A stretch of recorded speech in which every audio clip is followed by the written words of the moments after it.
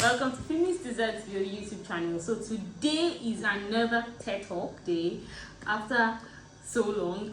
So let's have one today. So I just want to, this is for bakers, okay? So I want to give you 5 foolproof tips that you need to bake up a nicely textured vanilla cake. A lot of people have seen my vanilla cake recipe and they have testified to the fact that it's a good recipe, but I just wanted to let you know that baking is science and there are a lot of things you need to consider, but I have decided to break this down into 5 points for you to be able to make a vanilla cake regardless of whatever recipe, mine or anyone, for you to get good results all the time. So let's just run through it very briefly now. So the first thing is you need to use high quality ingredients, and note that whilst you are using high quality ingredients, it doesn't have to be overly expensive, okay? Just ensure that your ingredients has very good quality that is still affordable enough for you to be able to break even and not still run at a loss. So that means you are not permitted to use any mediocre ingredients. And what this is going to do for you, the most important ingredient, as it sounds, or as the name connotes, it's a vanilla cake. So your vanilla flavor is very important. So it's either you're using the vanilla essence, the vanilla oil, or the vanilla flavoring. Just note that in any one you decide to use, as regards your recipe, make sure that it is the high-end, good quality, top-notch one.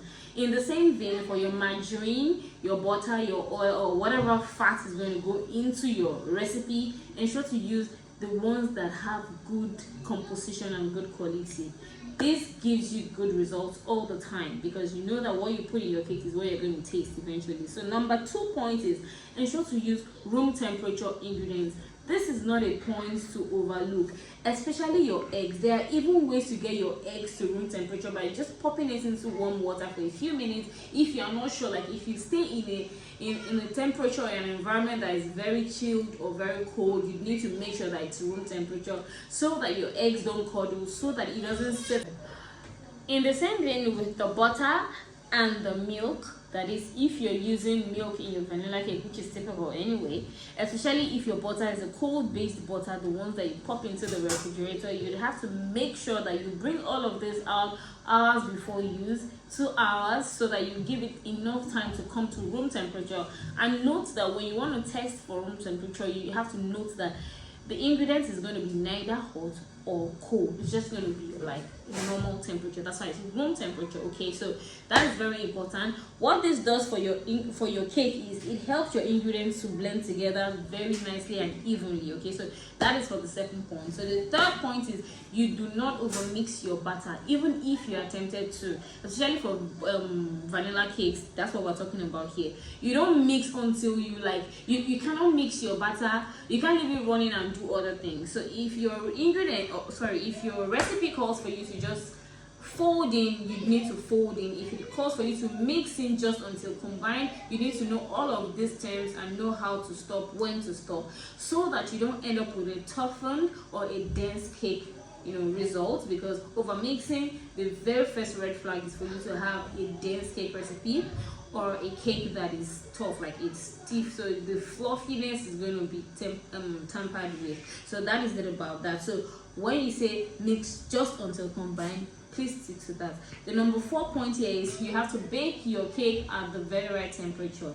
Now, your oven temperature mark is dependent on your recipe. For mine now, I always use the mark of 180 degrees centigrade or between 50 degrees Fahrenheit. So it depends on what your oven is formulated as. Electric oven, gas oven, whatever it is, 180 degrees is actually like a relative baking temperature to give you an even bake time and a quick bake time that you wouldn't have to underbake, overbake, or get your cakes to burn.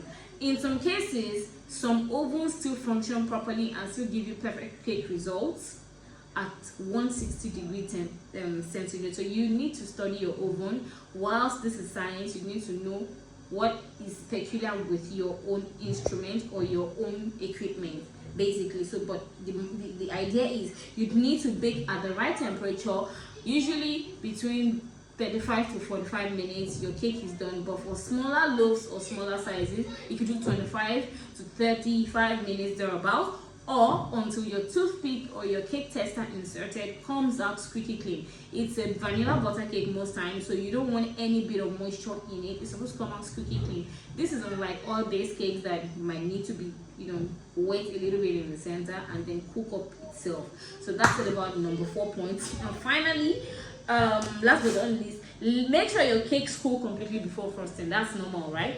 But a vanilla cake, you need to make sure it's butter based, okay? So you need to make sure it cools completely. It's going to take a longer time to cool than it would for any other cake because it's a butter based recipe. So you need to make sure that it cools completely before you either preserve it or frost it completely.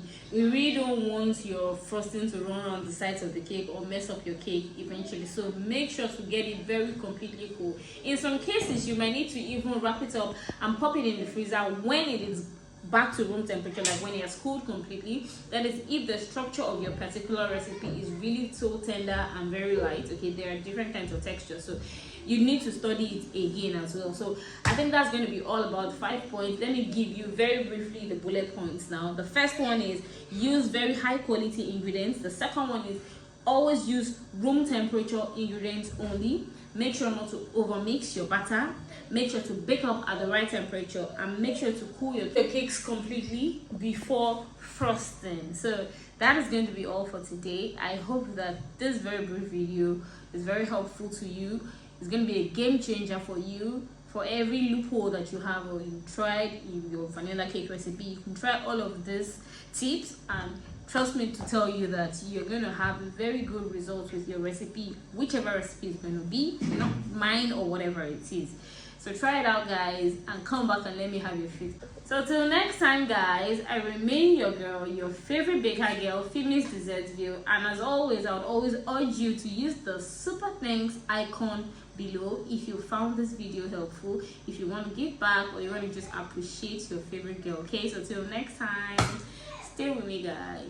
And yeah, one more thing, if this is your first time on my channel, if you're just watching my video for the first time, and if you have been watching my video for a while now and you have not remembered to hit the subscribe button, please do well to hit the subscribe button, share this video, share the thread, and let us continue to build a network here in this #1 online cake university. Okay, shall we?